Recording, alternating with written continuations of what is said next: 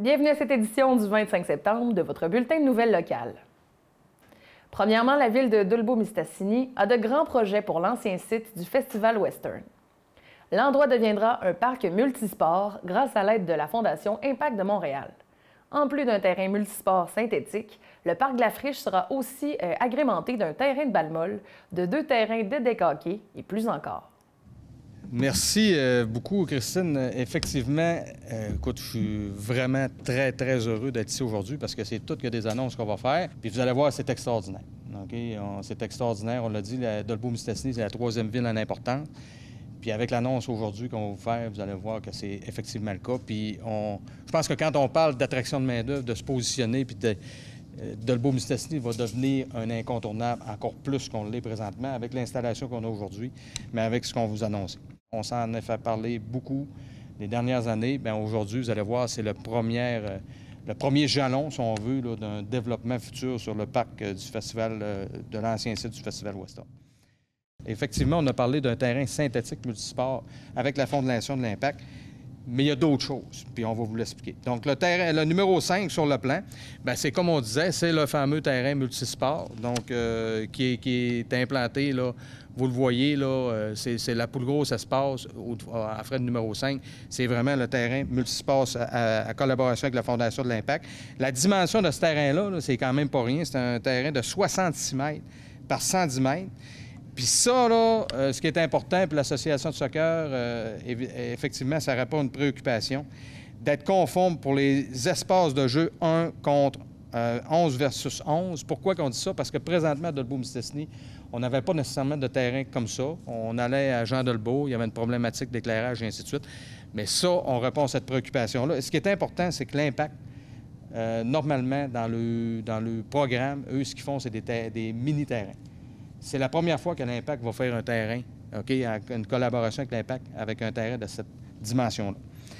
Mais ça, on l'a dit, multisport, oui, ça va servir pour le soccer, mais c'est sûr que ça va servir aussi pour d'autres disciplines. Donc ça, c'est dans les préoccupations de l'Impact. On veut faire bouger les jeunes de Dolbeau-Mistassini, c'est ce qu'on veut aussi, les familles, et ainsi de suite. Donc, notamment, ça peut être du football. Donc, c'est vraiment multisport. On a une problématique, ça fait plusieurs années à Dolbeau-Mistassini, c'est le terrain de balle. Bien voilà, le numéro 3, c'est le terrain de balle qui va être relocalisé aux abords là, du terrain de soccer, donc du terrain multisport, donc toute part du terrain multisport. Et là, on vient installer un terrain de balle, donc le numéro 3. Et évidemment, là, ça va venir remplacer celui-là du centre-ville ici, qui est en conflit, on le sait, stationnement du complexe et ainsi de suite. Donc ça fait des années qu'on en parle. Moi, j'étais conseiller, mais même avec un choix conseiller, là, on parlait de la problématique du terrain de balle. Bien, on le règle en l'implantant ici sur cet espace-là. Bien, encore là, on répond à une préoccupation, c'est qu'on implante 2 surfaces de hockey. Donc, le numéro 6, c'est vraiment 2 surfaces qui... donc, ça veut dire que ce qui est au Parc Lyon présentement va être enlevé. Puis, on parle vraiment de 2 surfaces de deck hockey parce que présentement, là, les heures, c'est difficile d'avoir du monde. Donc, je pense que ça, encore là, ça répond à une préoccupation. On a dit, on est près de la rivière, on est près des bateaux, on est près... Bien, encore là, c'est des demandes qu'on avait souvent. Du volleyball de plage. Donc, le numéro 7, c'est encore là 2 terrains de volleyball de plage qui vont être implantés dans ce secteur-là. Et comme je l'ai dit, là, bien, ça répond vraiment à un engouement qu'il y a pour ce sport-là, mais on va pouvoir l'installer ici aux abords de ces espaces-là. Donc, éventuellement, on l'a en numéro 9. Là. Donc, ça, c'est vraiment un espace de jeux futurs. Et ça va faire partie... on a parlé de la consultation des parcs. On a parlé du parc Safari. Bien, ça, c'est effectivement là, un espace qui est prévu là, pour éventuellement installer des modules et ainsi de suite. Donc, vous l'avez en numéro 9. Puis, vous voyez, il y a une partie verdure, il y a une partie chemin d'accès aussi. Donc, ça a été pensé en fonction de ça pour donner un résultat là, extraordinaire. Puis il y a une portion le long de la rivière Mistassini qui demeure pour le moment réservée des possibilités de développement futur pour, évidemment, la marina, l'infrastructure de la marina. On le sait, là, il y a une hausse importante là, de la popularité autour des dernières années. Donc ça, évidemment, l'espace, il n'y a aucun problème au niveau de l'espace. Le terrain est tellement grand, on l'a dit, que ça va prendre seulement qu'une petite portion. Vous comprenez que ce qu'on vous présente aujourd'hui, bien évidemment, la Fondation de l'Impact a été, par rapport à ce projet-là, bien ça a venu, si on veut, là, nous pousser pour dire bien il faut vraiment développer un projet. Puis, je vais remercier M. Régent Paré. Je l'ai fait la semaine passée, je vais le refaire parce que vous comprenez que la Fondation de l'Impact, via M. Paré, qui est propriétaire, on le sait, Remabec, bien, Saputo ont des participations. Bien, c'est sûr que nous, il faut remercier M. Régent Paré qui nous a mis en communication avec eux autres, qui était vraiment aussi un leader dans ce dossier-là. On est tous fiers de vous présenter ça aujourd'hui. C'est un projet qui est mobilisateur, qui fait de notre ville, je l'ai dit tantôt, joue son rôle de troisième ville en importance dans la région.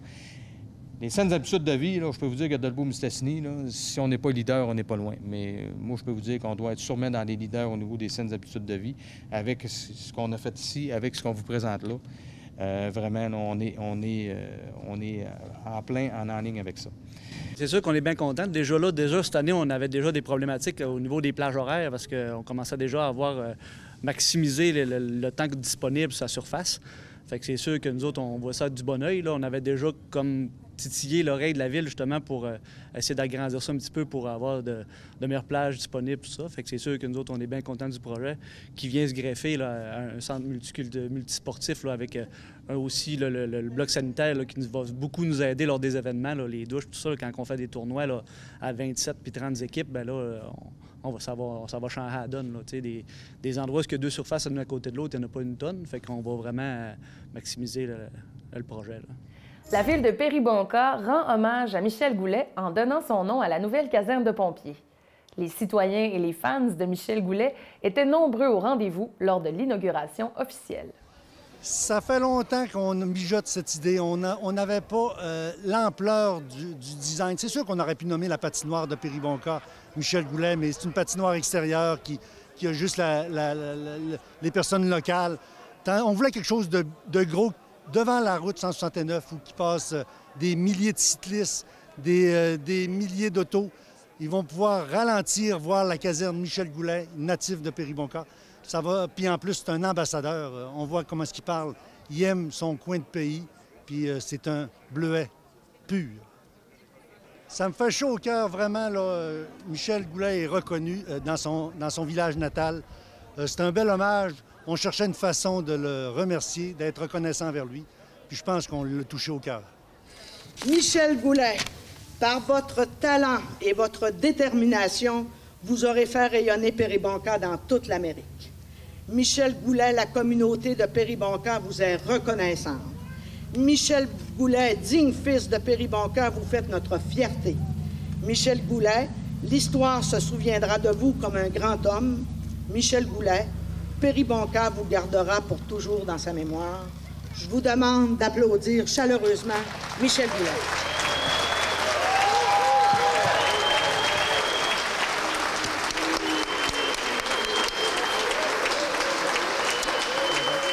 Aujourd'hui, c'est à notre tour, Péribonka, Péribonkoise, de se tourner vers toi avec autant de fierté. Quand on regarde ta carrière et le succès que tu as connu, on ne peut qu'être reconnaissant pour toi qui as défié toute probabilité en provenant t'imposer dans la Ligue nationale, puis au temps de la renommée, le summum du hockey professionnel. J'avais dit en terminant à son hommage, le plus fort, c'est mon père. Aujourd'hui, le plus fort, c'est mon frère. Lorsque je reviens ici, à chaque fois que je reviens, je me dis, Caroline, qu'on a un beau village. Puis après voyager un peu partout dans le monde, c'est réellement le plus beau village. C'est réellement de toute beauté. Et grâce à vous, on fait de Péribonka un des plus beaux villages au Québec. Merci beaucoup d'être ici. Pour moi, ça va être une journée inoubliable. Passez une belle journée et merci encore. Merci. Merci.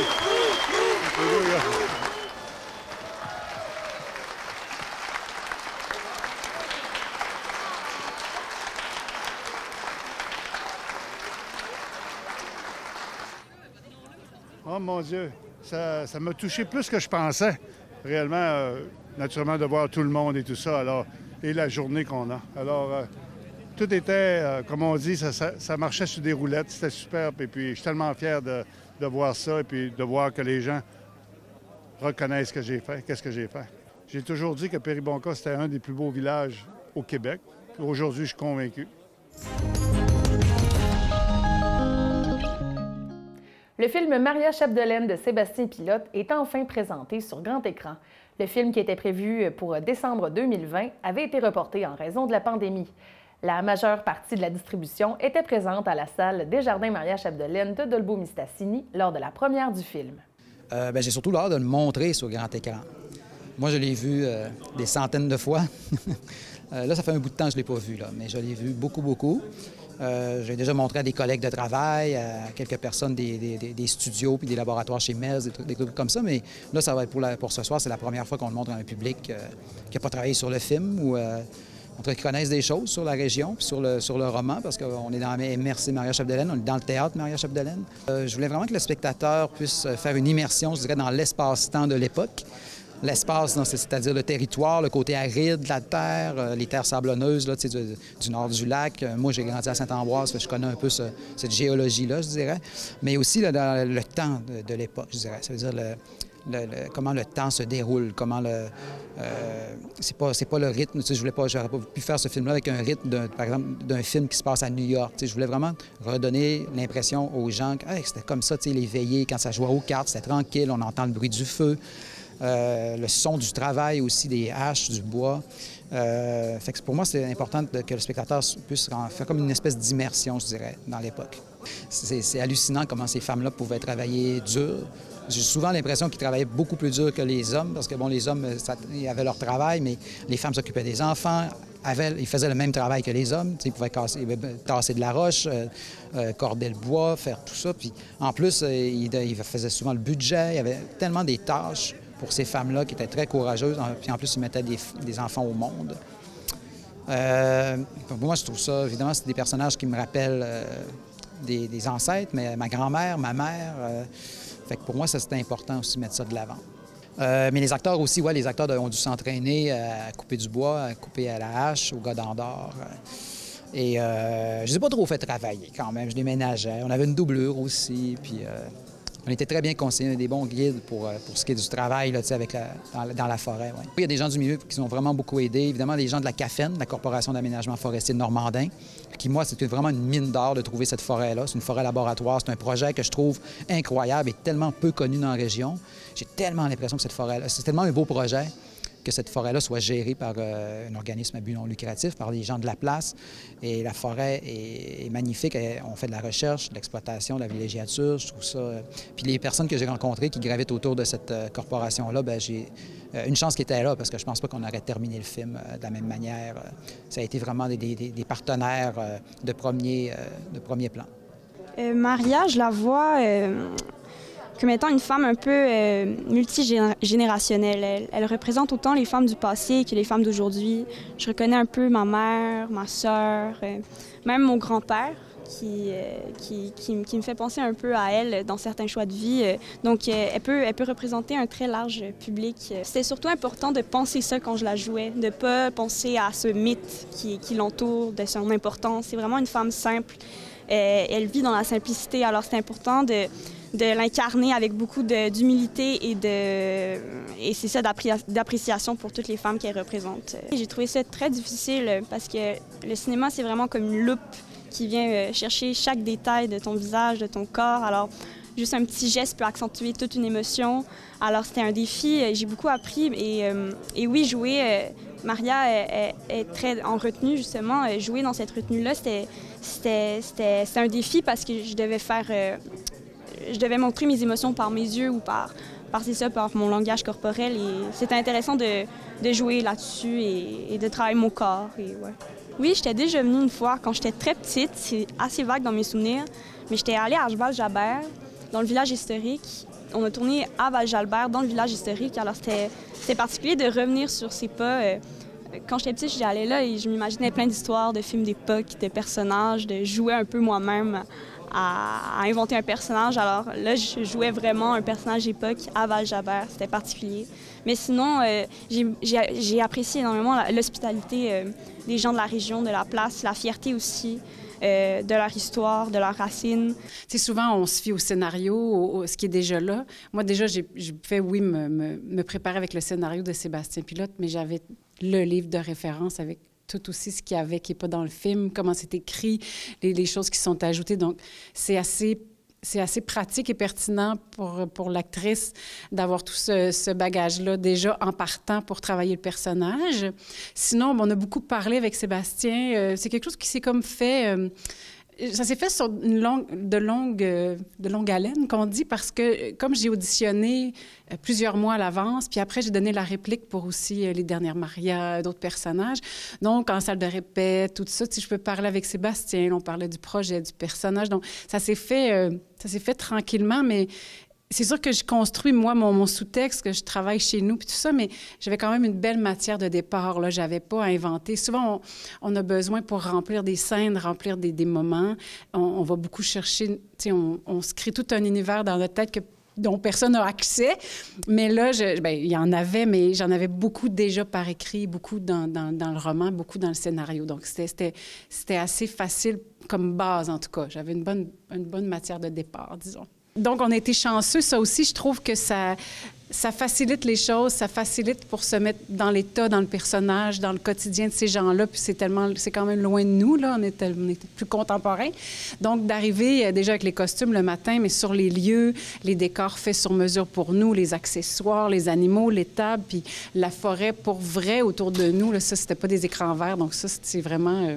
agréable. C'est charmant parce que j'avais un souvenir d'être venue faire du camping avec mes parents quand j'étais jeune, faire le tour du lac en roulotte, le zoo, puis tu sais, je me rappelais des affaires, mais à quelque part, je la connaissais pas, la région. Donc, ça, c'est un avantage de tourner loin de chez nous. On s'installe, puis on est là, puis on est disponible. Moi, je trouve que ça aide pour le projet parce que on est entièrement dédié au projet. On n'a pas d'autre chose qui nous attend. On ne pense pas à les épiceries, on ne pense pas à rien. Et ça fait aussi que quand je ne travaillais pas, mais j'en avais profité. À l'hiver, j'étais allée faire du ski de fond aux alentours. Puis à l'été, j'avais amené mon vélo. Là, je m'étais pas... j'avais tu sais, quand même, j'avais pris le temps. Je suis venue en auto. J'ai dit, je vais amener mon vélo. Donc, je roulais, je faisais des petits bouts. Donc, là, je pense que ça m'a permis, j'avais le temps de découvrir plus la région, puis d'en profiter tant qu'à être ici, tu sais, parce qu'évidemment, j'ai passé beaucoup de jours sur le même petit morceau de terre, mais j'en ai quand même profité pour me promener, puis évidemment, ce qu'on dit toujours des gens du lac, comme ils sont fins, puis qui sont attachants, puis qui sont le fun, bien, tu sais, ça démentait pas, là, c'était vraiment chouette. Puis ils étaient contents quand ils nous croisaient. « Ah oui, vous tournez! » Tout le monde était au courant, là. « Je connais quelqu'un qui va faire de la figuration. Ah oui, vous êtes allé sur le terrain de... » Puis qu'il y avait quelque chose de bien accueillant, là. Ça, c'était le fun, j'ai aimé ça. La programmation du comité des spectacles s'annonce variée pour le mois d'octobre. Le coordonnateur programmation et promotion, Michel-André Fradette, nous en donne un aperçu. En fait, en octobre, on a plusieurs activités. On commence le 2 octobre avec l'exposition de Mathieu Rousseau, un artiste local de Dolbeau-Mistassini. Le vernissage va avoir lieu le 2 octobre en formule 5 à 7. Après ça, l'exposition va se dérouler sur les heures de bureau de 8h30 à 12h30, de 13h30 à 16h30 et de 18h à 21h jusqu'au 8 octobre inclusivement, dans le foyer de la salle. C'est important de réserver ses billets. En formule pandémie, il faut réserver tout le temps pour être présent. Donc, on réserve nos billets sur le site Internet comitédespectacles.com. Le deuxième spectacle, c'est Laurence Jalbert qui présente Au pays de Nana Mouskouri. C'est le 15 octobre. Donc, son dernier album à Laurence, elle a sorti un album des meilleurs succès de Nana Mouskouri. Elle va donc le présenter en intégrale sur scène. Et ensuite, elle va aussi présenter certains de ses succès à Laurence Jalbert. Le troisième spectacle du mois d'octobre, ça va être Oléana, le 21 octobre. C'est une pièce de théâtre dramatique qui met en scène 2 acteurs connus, Catherine Deléa et Raymond Cloutier. Donc, l'histoire, c'est la relation complexe entre un professeur et son élève. C'est dans l'air du temps du MeToo, un sujet d'actualité, donc le 21 octobre. Le quatrième spectacle, c'est Maude Landry, le 28 octobre. Donc, Maude Landry va présenter son premier One-Woman Show. Elle était déjà venue en rodage ici. Mais là, c'est le spectacle officiel. Maude Landry peut l'avoir souvent faire des capsules. La soirée est encore jeune. Donc, le 28 octobre, à ne pas manquer. Bien important en cette époque de COVID d'avoir son passeport vaccinal et une pièce d'identité qui l'appuie. Vous pouvez réserver, il faut réserver les billets pour tous les spectacles, même ceux gratuits, au comitédespectacles.com ou au 418-276-6781. Il risque d'y avoir d'autres spectacles qui vont s'ajouter spontanément. Donc, restez à l'affût sur le site Internet, sur la page Facebook. D'autres spectacles risquent de s'ajouter sur la programmation.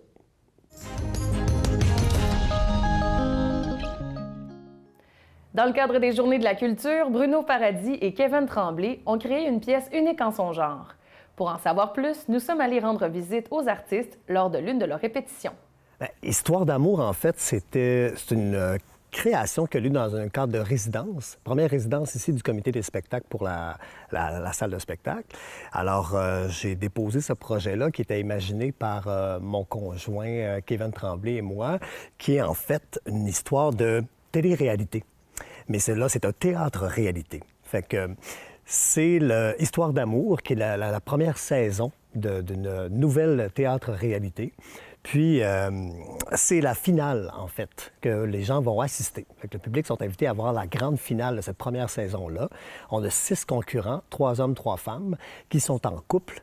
Puis, les gens vont être appelés à assister à cette dernière-là en direct et de devoir choisir leur couple gagnant. Fait que c'est vraiment, on a écrit une pièce, on a coécrit une pièce ensemble, Kevin et moi, d'une durée approximative d'1h10, et où est-ce qu'on a laissé des trous. Fait qu'on y a vraiment un texte de théâtre, mais j'ai voulu utiliser aussi la force qu'on a, une des forces qu'il y a à Dolbeau-Mistassini, qui est l'improvisation. Fait que, et comme pour moi, les télé-réalités comme ça, pour moi, je me questionne souvent à savoir qu'est-ce qui est vrai ou qu'est-ce qui n'est pas vrai, ou qu'est-ce qui est arrangé avec le gars des vues, comme on dit. Fait que c'est pour ça qu'il y a des choses qui sont écrites et des choses qui ne le sont pas. Puis pour que les comédiens aussi se sentent en danger. Fait que par moment, à peu près à 6 reprises dans la représentation, les gens vont être appelés avec une application à voter. Fait qu'on va vraiment demander, alors vous avez un choix entre telle et telle chose, à vous de voter. Et là, on laisse les gens voter, et de ce qu'ils ont voté, on passe à l'action avec les comédiens.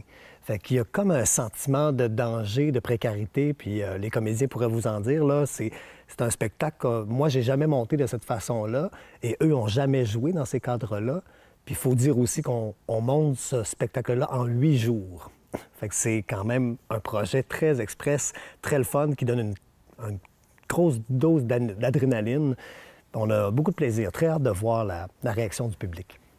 On n'est ni une ni l'autre, je pense, des joueuses d'impro, tu sais. Donc, pour nous autres, ça nous a bousculé pas mal, mais positivement, hein, quand même. Oui, c'est un beau défi. C'est vraiment un beau défi, puis c'est le fun, tu sais, mais c'est super. Moi, ça me stresse, là. Oui, c'est comme des moments impro encadrés quand même, là, tu sais. Oui. On le sait qu'on va avoir à faire une impro là, à tel moment. Est-ce qu'on les a-tu répétés? Non. Fait que donc, oui, il y a vraiment une vraie mise en danger là, des comédiens. Est-ce que les gens sauront? Oui, parce qu'il faut qu'ils votent. Ils vont savoir, Ils oui, vont c'est voter, l'impro, donc, tu sais, mettons, à la manière de... ou comment ça va être interprété, de quelle façon, tu sais. Voilà. Puis ce qu'on a à dire, c'est pas préparé non plus. Fait qu'on va le vivre. Oui, c'est excitant. C'est vraiment excitant, mais pas vrai, c'est excitant, par exemple. Moi, j'aimerais ça, en tout cas, être spectateur puis venir voir ça. Là, je serais prêt là, de dire « Hey, j'ai du pouvoir sur ce que les comédiens vont faire. » Parce que le public a vraiment le pouvoir, pour vrai, vraiment, vraiment. C'est ça qui devient super intéressant pour eux autres. Pour eux autres. Non, c'est vraiment cool. Oui. On est vraiment une belle gang, puis c'est le fun, là. Mais il y en a qui sont forts en improvisation. La force de notre gang est super puissante. Ce qui fait qu'on dirait tout le temps que c'est notre filet, les autres. Hein. On est vraiment... On peut s'appuyer. On peut vraiment s'appuyer. Proche. Pas trop. Oui, c'est ça. On ne peut pas se toucher. Non. On joue une seule fois, le 26 septembre, dans le cadre des Journées de la culture. Puis on espère vraiment de pouvoir faire une mini-tournée régionale. C'est un des objectifs aussi avec le projet, c'est qu'on puisse se promener dans les salles de spectacle de la région et de pouvoir présenter et de vivre justement d'autres occasions, à savoir qui d'autre pourrait gagner. Alors, chez les filles, on a Marie-Claude Tremblay, Émilie Gilbert-Gagnon et Mélanie Saint-Germain. Et chez les garçons, on a Pierre-Yves Bédard, que tout le monde appelle PY, Christian Laprise et Christian Ouellette. Et on a voulu justement mixer aussi un petit peu les gens, un petit peu de Saguenay, un petit peu du Lac-Saint-Jean, mais que quasiment tout le monde est natif d'ici. Puis on a un très beau visuel, un décor de Mélanie Saint-Germain en collaboration avec Vicky Tremblay, mais très beau visuel. J'ai très hâte, là, où est-ce que on a voulu aller un peu plus vers le style BD, un petit peu 2D, qu'est-ce qui est en surface et qu'est-ce qui en ressort. Fait qu'une belle équipe de production. Cédric Cadorette-Martel aussi à la conception musicale, puis avec Dominique Girard-Brodeur aussi qui est à la conception de l'éclairage, et Kevin Tremblay à la coécriture et à l'assistance mise en scène. On a vraiment une équipe solide là, qu'on a très hâte de voir performer. Alors, c'est à la salle de spectacle Desjardins Maria Chapdelaine de Dolbeau-Mistassini. C'est le dimanche 26 septembre à 14h. C'est gratuit. Faut réserver absolument des billets. Par contre, on peut aller sur le site Internet du Comité des spectacles et faut se dépêcher quand même parce que je crois qu'on est déjà peut-être rendu à plus de 250 places sur 330. Mais il reste encore de la place, alors ne vous gênez pas. Vous êtes les bienvenus. Il faut réserver en ligne. C'est gratuit, premièrement. Donc, encouragez la culture. On vous offre un théâtre, hein, la Journée de la culture. C'est pour vous. C'est pour vous autres. C'est un cadeau. Tu sais, on donne un cadeau, tu dis pas non. Puis de toute façon, by the way, c'est pas... excusez l'anglicisme, mais c'est pas plein, cette salle-là, déjà? C'est plein? C'est pas loin. C'est-tu sur le doute? Vite, dépêchez-vous, parce que c'est parti. Mais ça va être vraiment un bon show. Puis je pense qu'on est une gang qu'on a hâte, on est excités, on est fébrile parce que, tu sais, ça s'est fait vraiment rapidement. Oh là là, oui. Oh là là, oui. Fait que vous ne voulez pas manquer ça, toutes les bourdes qu'il peut avoir par manque de temps, parce qu'on a travaillé fort, fait que je pense que ça peut être vraiment drôle. La pièce sera narrée en direct par l'humoriste Simon Trottier et ne sera présentée qu'une seule fois.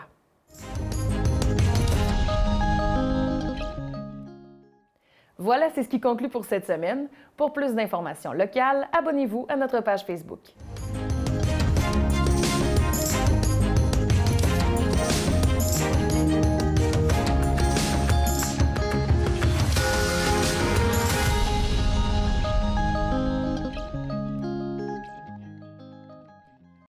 Votre code QR, c'est votre passeport vaccinal.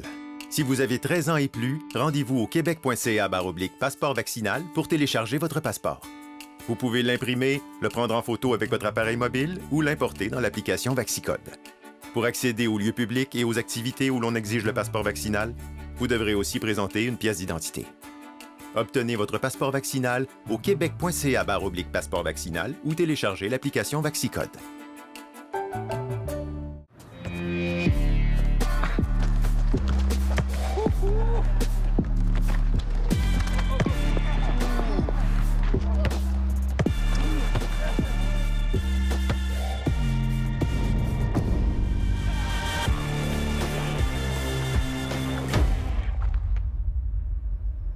Le passeport vaccinal est maintenant exigé pour fréquenter certains lieux publics. N'attendez pas de frapper un mur. Faites-vous vacciner.